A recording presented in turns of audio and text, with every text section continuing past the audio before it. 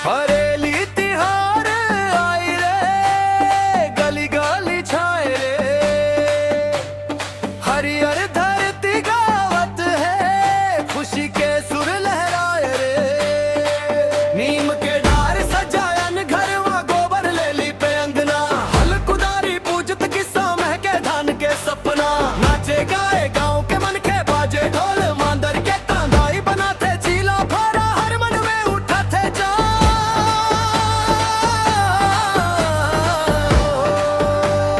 हरेली तिहार आई रे, हरेली तिहार आई रे।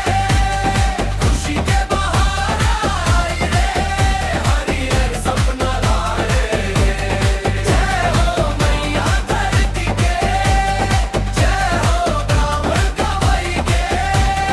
सुख समृद्धि छाए रे, हरेली तिहार आई रे।